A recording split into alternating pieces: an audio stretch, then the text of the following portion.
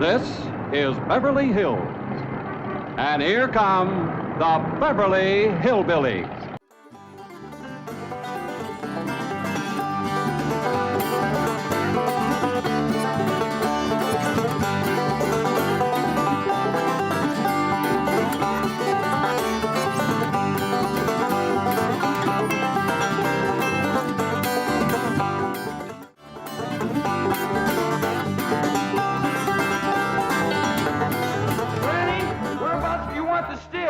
Over here on this side of the cement pond, Jethro. Okay, Granny.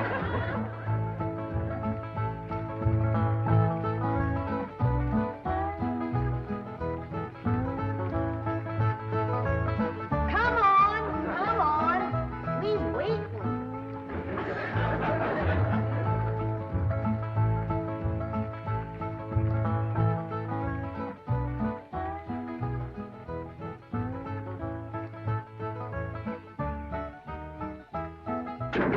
Turn it a mite that way, Jethro.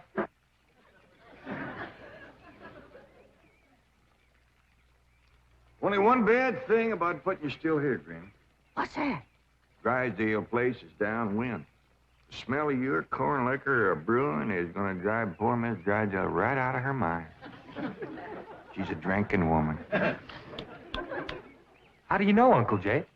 Well, he kind of let it slip out. Remember when we was unloading this from the truck? Yeah? He says to me, what's that? I said, that's a still for making corn liquor.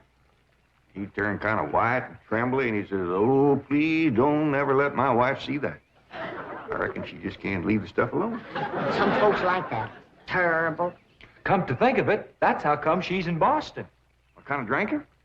Yeah. Miss Hathaway says she goes all over every place looking to get cured. Them city cure's no good. The minute you go to taking it away from them, they want it all the more. I could cure Mrs. Drysdale of her drinking in 2 days. Oh, Granny. I just telling her she could have all she wanted. When they find out you don't care if they drink, they don't care to drink. That sure would be a blessing. Huh? Over here, Ellie, now. No more talk about drinking. Hey, look, everybody. Ella Mae's wearing a dress. How, Mr. Drysdale's in the house to see you. All right. My, ain't she pretty? Yeah. But, Ellie, you're showing too much bare hide. Well, that ain't her fault, Granny. She just got the dress on backwards. Ellie, honey, put it on the other way around. All right. Hold it. Hold on. What in the world kind of a dress is that? Well, Miss Hathaway says it's a California sundress. Wouldn't let no son of mine wear it. Daughter neither. Granny, you'd best get her into something decent whilst I talk to Mr. Drysdale. Uncle Jay, can I go swimming in the cement pond? Oh, I reckon so, Jethro. But this ain't like the swimming hole back home. You can't go in there without no clothes on. I can't? No, sir. Okay, Uncle Jay.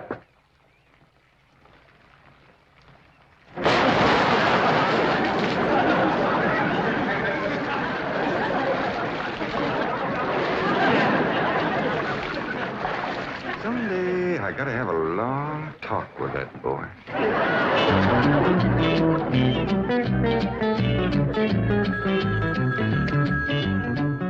Drysdale's office, Miss Hathaway speaking. Boston.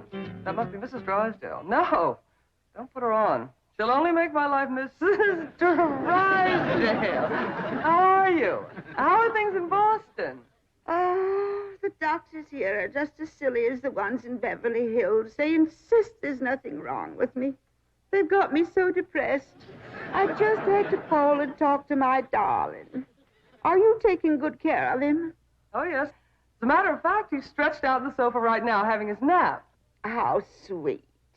Well, the moment he wakens, you take his temperature and give him some of that blue medicine. What? He's waking now? Oh, marvelous. Put him on. Tell him Mumsy wants to hear his sweet voice. Speak to your mumsy. He whined. Oh, he probably has a migraine. Oh, poor Patricia, my lord. Even made a hypochondriac out of you. Any message for Mr. Drysdale? Who? Oh, Milburn, my husband. Yes, well, isn't he there? No, he's up at the Clampett estate. Clampett. They bought the place next to yours just about the time you left for Boston. I don't find them listed in the first families. You tell Milburn not to mingle with them socially until I've had a genealogical check run on them. We don't want riffraff living under our very noses. For pain, one swaller. Don't open near fire. I'll be right in, Mr. Drysdale. Thank you, Ellie Mae. Granny, this is quite an array of medicines you have here. Yep, them's all the remedies I made myself. I wish you'd make something to help my wife. She's a terrible hypochondriac. Oh, What's the hypochondriac? Ellie, you run along now. I'll join you directly. Yeah, she goes from doctor to doctor to doctor. Well, I reckon the doctor can't help what's ailing her. Of course they can. It's psychosomatic. But she insists on prescriptions. Oh, I wish you could see our bedroom. Bottles all over the place. I plead with her. I hide the stuff. She always finds it or gets more.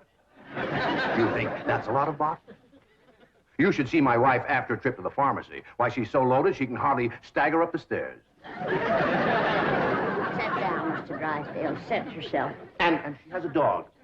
A perfectly healthy poodle. Now, would you believe that she Don't tell me. laps it up just like she does? Lord, love. You're sure toting a heavy burden. Now, maybe I can help you. Now, if she was to think that every time that she was to... You can just wear that barrel till your clothes get dry. What happened to Jethro? Get too close to a skunk? He jumped in the pond with his clothes on. Mr. Drysdale, I'm sorry to kept you waiting. Did Granny tell you about her complaints about the kitchen? Jed, I'm ashamed to mention my piddling troubles to a man bowed down with the misery he's got. You know his wife.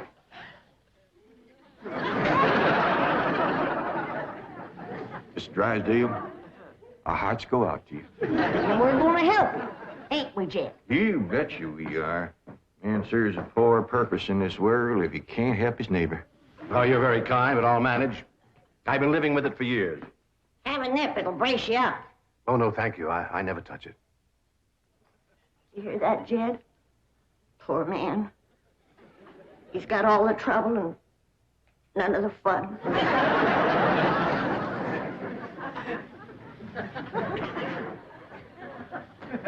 There goes a soft-hearted woman. Yeah.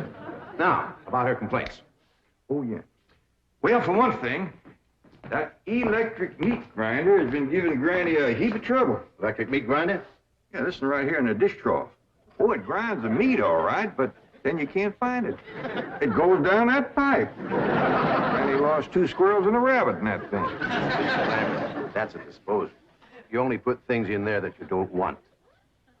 Now, Mr. Drysdale, that ain't altogether true.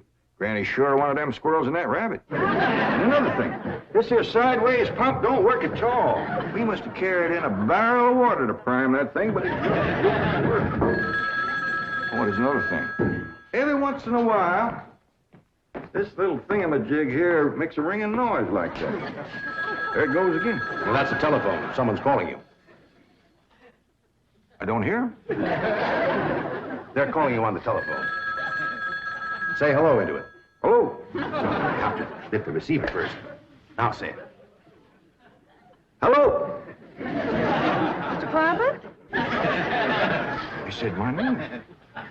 Can he see through this thing? No. Mr. Clampett, may I please speak to Mr. Drysdale? Well, they sure can see, or else how would they know you're standing here? That's my secretary. She knows I'm here. Yes, Miss Hathaway. Mr. Drysdale, I have some messages. But I'll be doggone. Granny! Ellie Mae! Come look what we got! The Clampetts have just discovered the telephone. Yes, indeed. This is a marvelous invention. With this instrument, you can talk to anyone, any place in the civilized world. We talk to my cousin Pearl? Oh, yes, of course. Right now? Yes? Ellie Mae, run out back and fetch Jethro. Oh, wait a minute. He might not have his clothes on yet. Oh, I'll get him. Jed, is he greening us? Can we honest to goodness talk to Pearl on this tape? You heard what he said. Hello, Pearl, you old rascal. What you doing back there? Oh, there ain't Pearl. This here's Ellen. Oh, ladies first. You gotta pick this thing up. Hello, Pearl, you old rascal. What you doing back there? Oh, there ain't Pearl. This here's Ellen. What's she saying? You saying a word, you just humming. She ain't even humming a tune. Shut up, humming, and say something. Jethro will be right in. You ready to call Pearl? You've been a calling, but you just hummed. That's a dial tone. First, you've got to dial long distance like this. Okay. Howdy, Pearl. Hello, Pearl, you old rascal. What you doing back there? Oh, there ain't Pearl. This here's Ellen. This is long distance. We know that, Pearl. Oh, I believe you have the operator. What's Pearl's number? Number? Operator. Just a moment, please. Hey, folks, Mr. Drysdale told me what y'all was up to. You can't talk to Ma on that thing. Well, look who's getting too smart for his britches. Too big for him, too. Mr. Drysdale says we can talk to her. Yeah, you think you know more than Mr. Drysdale? Well, I know Ma ain't got no telephone. Excuse me, call operator. You sure spoil things. Yeah, who asked you to butt in? I'll get it. I know what to do when it does that. Hello? Yeah, he's here. Well, for goodness sake. Well, sure. Well, howdy there, Miss Drysdale. This here is... Margaret! Oh, how wonderful. What? Man? No. Oh, yes, the telephone man. Well, how are you? I'm worried, that's how I am. I'm afraid, Milburn, that you've let the wrong kind of people move in next door to us, and I'm dreadfully upset. Now, dear, you mustn't let yourself get into this condition. Control yourself. No, dear, you mustn't come home yet. No, not until we get them in shape. I mean, get you in shape. I'll let you know. Now, we'll wait until you're cute.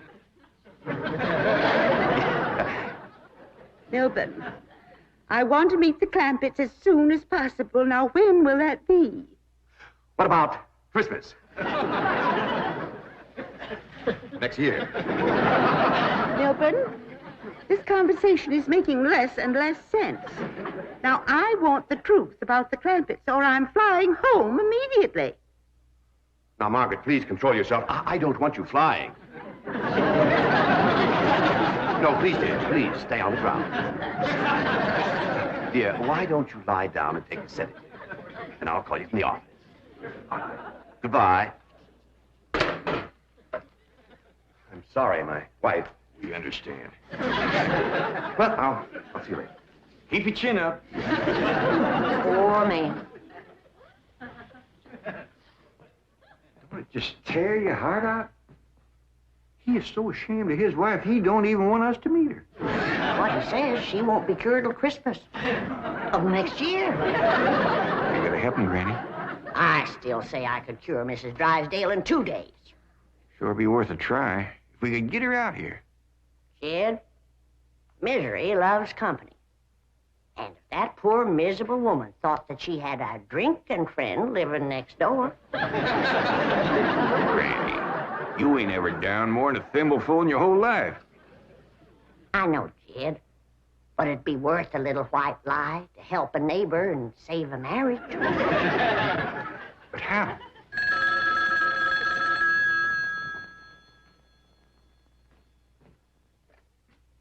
Hello? Yes, ma'am. Ain't that a stroke of luck, Granny? It's Mrs. Drysdale again. Well, no, ma'am, he ain't here, Mrs. Drysdale, but Granny and me'd like to talk to you. We your next-door neighbors, the Clampetts. Listen, honey, I got my still set up not 50 feet from your back door.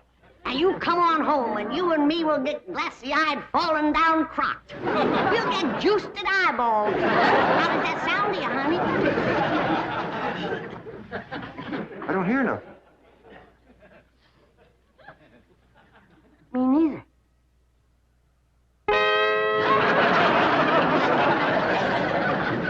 mean my wife's on her way from Boston? That's the message I got when I tried to put through your call. She's on a jet, right? Never mind the grisly details. Oh, I am ruined. If Margaret gets one look at those hillbillies next door, she'll leave me. Get my psychiatrist over here. Move over, Claude. I need this more than you do. You don't need your psychiatrist. You're looking at the dark side. There is a bright side. Of course. Your wife is an intelligent woman. She'll see that underneath that rough exterior, the Clampetts are basically fine people. Why, she may even help them to get socially acclimated. You're right. I don't need my psychiatrist. You do. Your wife will take... My wife, through whose aristocratic veins flows blood the color of bluing, considers anyone whose ancestors did not arrive on the Mayflower immigrants. She does make rather a fetish at the family tree, but... But nothing. I'm stuck. I'm either going to lose my wife or my largest depositor. That's what makes the whole thing so difficult. You know, I like the Clampetts, but I love my wife. Isn't life weird? She's a snob, she's a hypochondriac, she's not young and beautiful, but I love her. And now I do need my psychiatrist. Now, Mr. Drysdale, as we used to say at Vassar, que tout devient tout éclaircit. Courage will light your path. Yes, I know what I have to do. I'll go to the airport. I'll take Margaret in my arms. I'll look her in the eye and lie like a rug. I'll tell her the Clampetts have left town and put her back on the plane. I beseech you, do not become enmeshed in a web of lies. But it won't be a lie if the Clampetts are tricked into actually leaving town. But they're just getting settled. What could possibly induce them to leave town? That's your problem. Me? You expect me? But they like you. Finagle them into going to Palm Springs for a few days. No, no. I will not help you spin your deceitful web. Miss Hathaway, would you rather be an unemployed secretary or a spider with a rage? You know, I think the Clampetts might enjoy Palm Springs. Palm Springs? Where's that? It's about 125 miles from here, in the desert. Desert? Yeah, remember we crossed from them on the way out here. All that sand? Yeah, I remember. You ain't getting me to no desert. Trees were so far apart, the woodpeckers had to tote lunch. But this is different, Granny. This is a beautiful resort with lots of trees and fine hotels and swimming pools. We got a pond for swimming right here. Ellie's out swimming right now. You didn't jump in with her clothes on, did you? I don't know. Oh, surely not. She promised to wear the lovely swim ensemble I got her. Yeah, she done just like Jethro. Here she comes with the dress shrunk clear up to her. Granny! What's the matter? All her hair come out. What? It's true. Ellie lost her beautiful hair.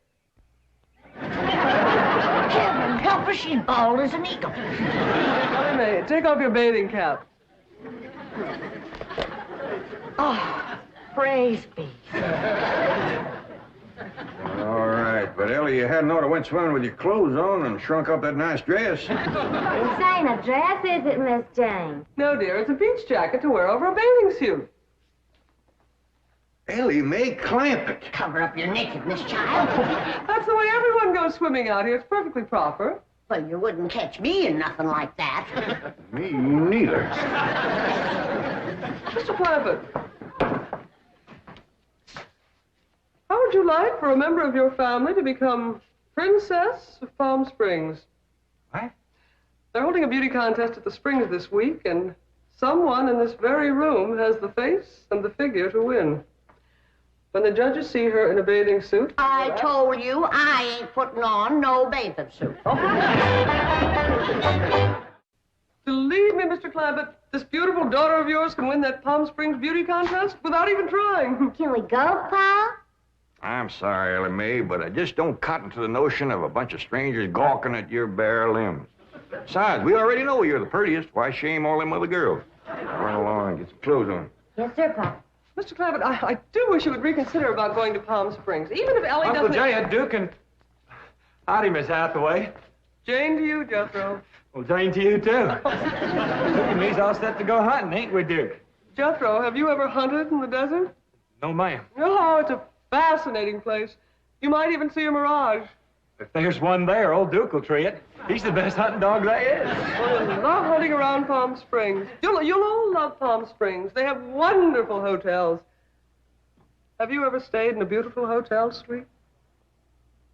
No, I ain't, darling.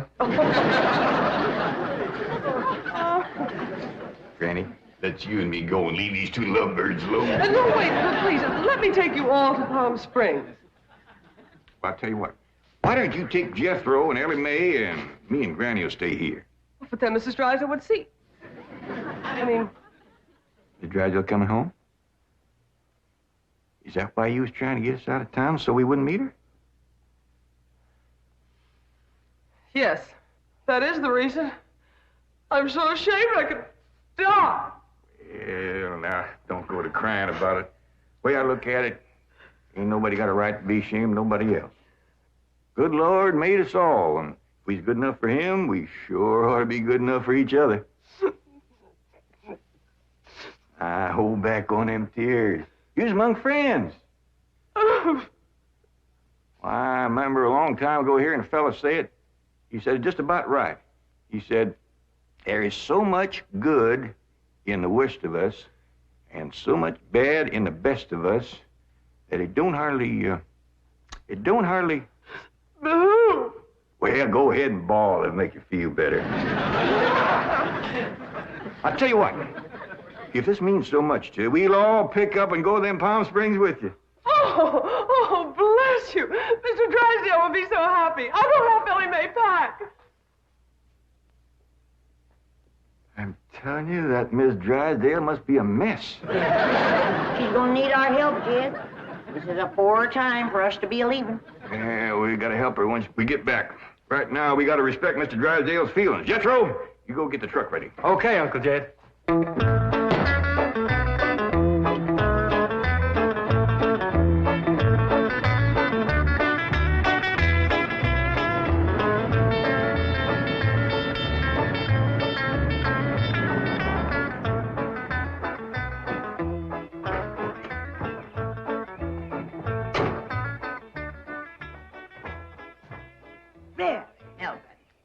The Clampetts gardener shouldn't leave his car parked in the front driveway that way. Oh, you're absolutely right, dear, yes.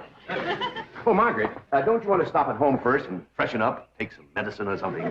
Milburn, I have just flown 3,000 miles to meet the Clampetts, and I intend to meet them right now. Well, Donnie, they're probably out of town. You see, they travel extensively. Oh, they're wonderful people. It'd be a shame if you missed them. But I know how anxious you are to get back to Boston and your doctors. And Sonny. How is Sonny? How's he like Harvard this year? Is it Yale, Princeton, Dartmouth? Let's go ask him. Milburn, what is the matter with you? Milburn, let go. Let go, you hear me? Let go, I say. Let go. Have you gone mad? Let go, you beast.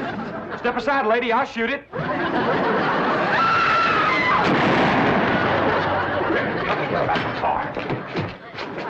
What'd you shoot, Jethro? I think it was a fox. Who's that? My wife. And why aren't you in Palm Springs? Let's get her home as quickly as possible. What's going on? Jethro shot a fox. That's Miss Drysdale, stewed to the gills. No wonder they didn't want us to see her. Poor woman. You mean poor husband. Yeah. We can't go up to Palm Springs and leave our neighbor at a time like this. That's right. We gotta pitch in and see that his wife gets cured. Uncle Jed, are we going hunting? Might as well. It'll be a while before she sleeps that one off. Well, I hope there's some possum around. These skinny old California foxes ain't worth shooting at.